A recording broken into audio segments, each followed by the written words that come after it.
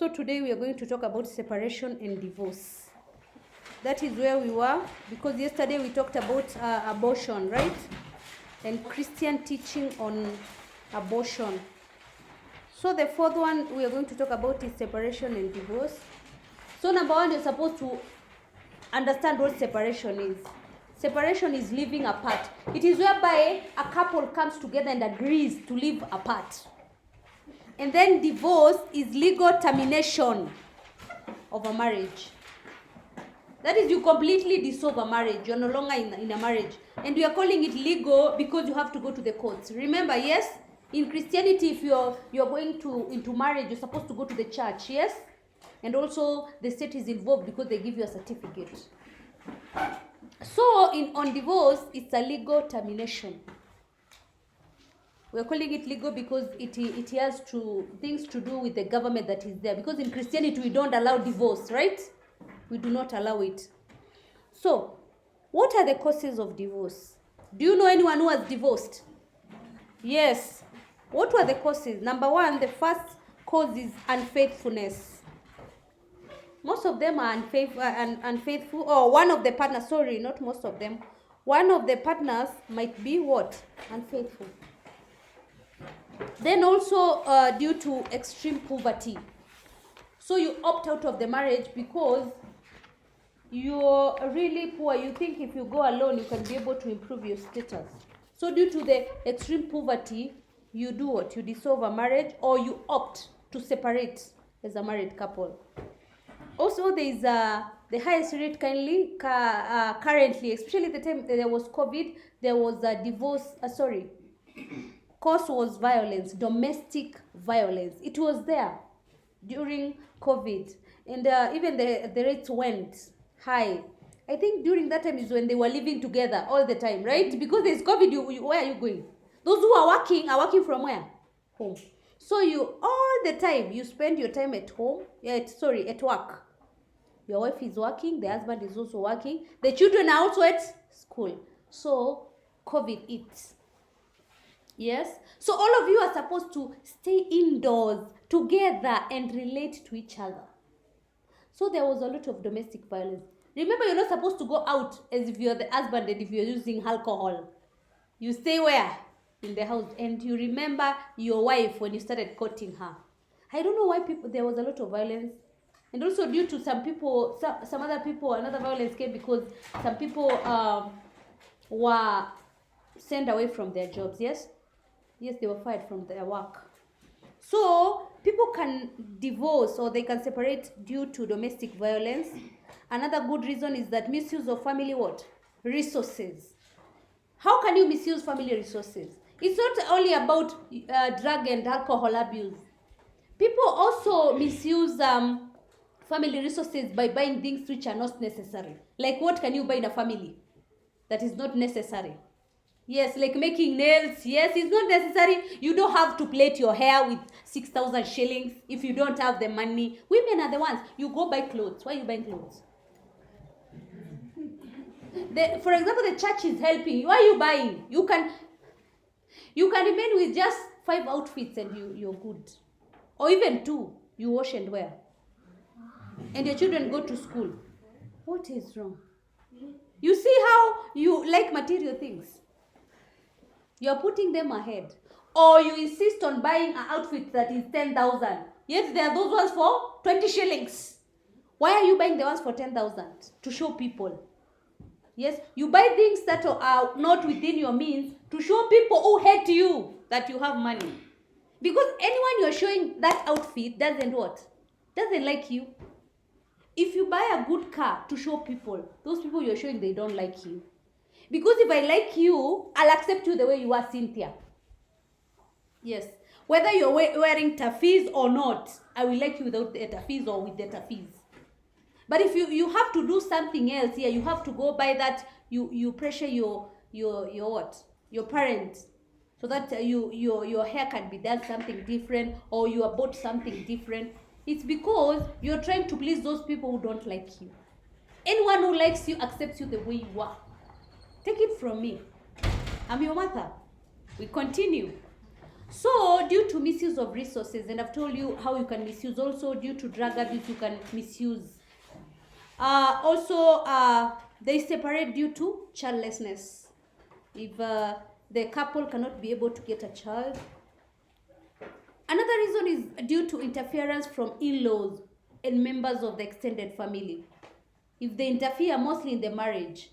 For example, they want to get and make major decisions in the what? In the family. They want to know where you live. The in-laws want to tell you where to live, yes? Where to take your children to school to. That causes divorce and separation.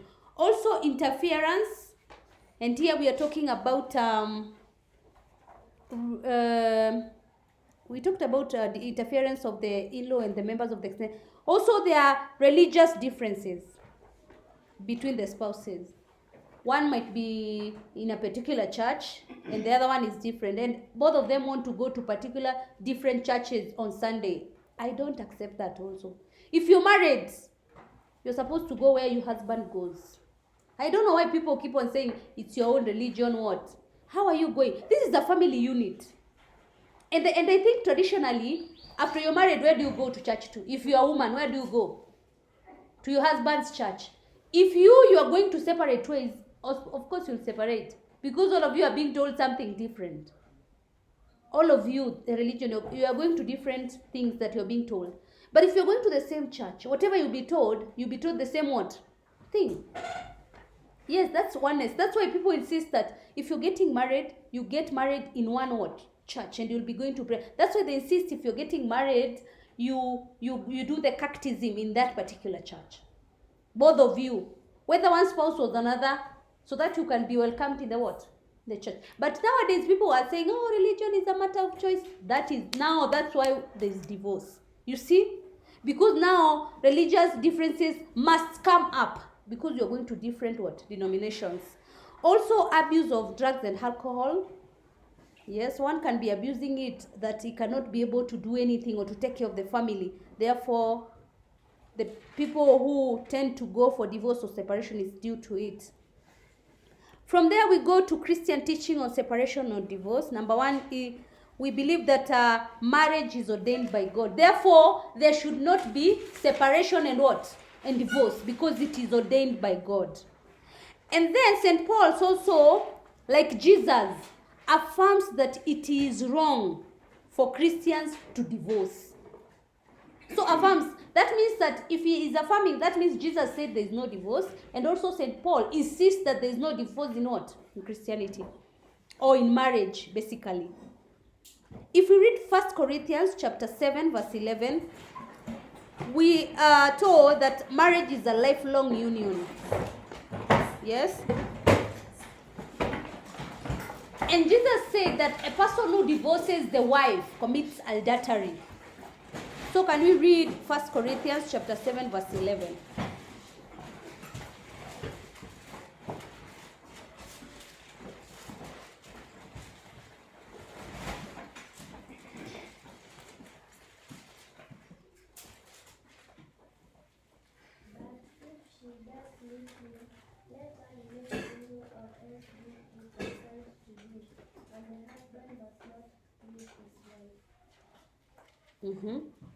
So it is a lifelong commitment.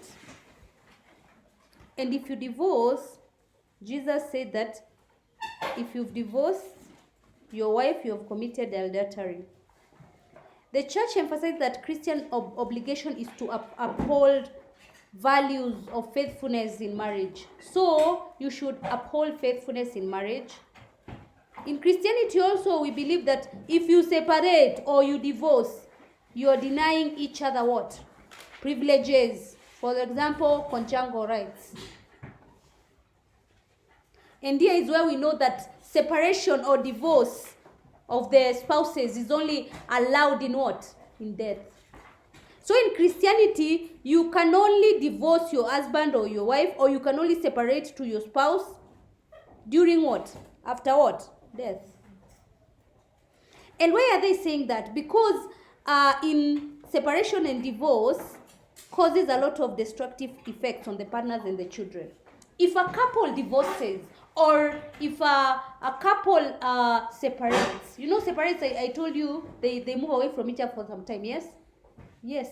So, if it happens, especially divorce, it has destructive effects on the children and on the what? Spouses. For example, one of the spouses can be alcoholic, another one can be what? Can enter into prostitution because they're sleeping with each other. If you've, with everyone, because if you've separated or divorced because of extreme poverty, now you need to make money, right? And maybe you're not very, you're starting, maybe you're older or something like that, and you don't want to go back to school, you want an easy way. You start getting into what? Prostitution. It is also has a lot of detrimental effects on the children. Because when the parents are fighting, the children must be affected psychologically. If every day you see your parents fighting, you must be affected. Because you see them caning each other. And mostly, I think some of the parents are staying together and it's like they are still divorced, because how can you quarrel your wife in front of your children? During my time when we were growing up, we never saw something like that. We thought marriage is rosy. Everyone wanted to get married because they never would do what? They never hate each other. Everyone you can be given by the father or the what? The mother. But now, due to westernization, the things from the West, you can see your father beating your mother in front of you. Or you can see your mother abusing your father just in front of you. Or they come and they tell you, your father is a drunkard. He doesn't bring money. Hey? During my time, it was not like that. You just see your father there falling because of alcohol. You hold your father and you bring him home to sleep. Yes, even your mother is called by another woman. Your husband is here. I'm waiting for you to come for him. And she comes, she picks him and comes. Even the community was helping each other. This is not a story I'm telling you. It was reality then. And today, you see your father like that. Even you look at him. Why are you looking at him? It's your father. Why are you looking at him? He's your parent. Why are you looking at him? And why is your mother abusing him? Yet, she chose him. You agree together. I love this man. I love everything. In burden. What do we say those vows in church, right? In everything. Now this is the problem now. You're supposed to embrace it. Because in Christianity we believe that if you love someone and you continue showing them love, they're going to do what? To change. But now you tend to give up. I know people who are alcoholic, have been alcoholic over 30 years and they've stopped because of that love. But now people want the easy way out of abusing. And now the children also come and abuse the what? The husband. Together, they start abusing. Yet, you're abusing this man and he makes money. And he's the one who's giving you money. Whether he's giving you or not, your mother loved him like that. So I don't know where the issue is coming. If today you see your father falling like that and you hold him like that, and tomorrow you hold him like that, in a month, even the neighbor will say, your child is the one who comes for you here, to hold you here. After some time, even him will be ashamed. Because you're treating him like that, and he's the one who's supposed to be the what? The elder. But now things have changed. I do not, by the way, I don't understand why they've changed. I don't.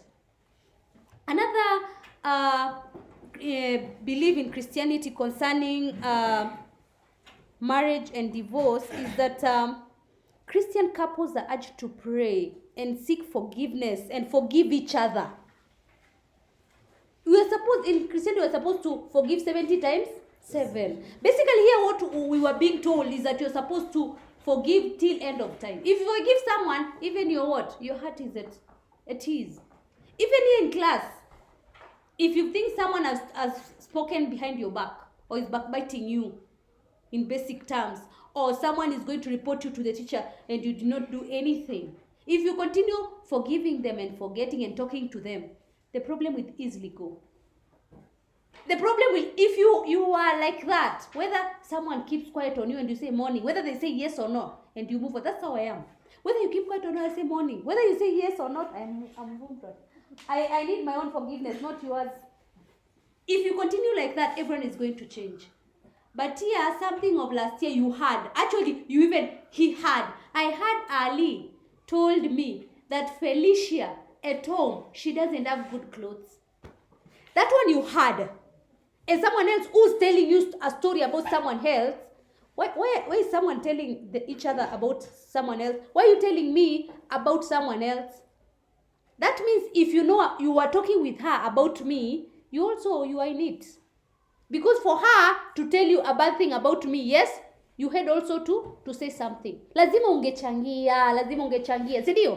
Kwani unakuja kuniambia na ulichangia? Na yani hamna vitu vya kufanya, nasema watu wasome, wafanye ufupisho wa kazi, lakini lazima Leo ageuke nyuma amwambie Dama, umemwona Henry vile amepita. Umemwona vile ameangalia msichana wa kidato cha kwanza, namuona huyu Henry, namuona. Badala ya kusoma sasa, unaingilia mambo ambayo kuja kufanya shule. School you only came to study. School you only came study and other extracurricular activities. For example, you go running during games time or something else that is you go prayers. Why are you talking about each other? We are all created by God. So from there we go to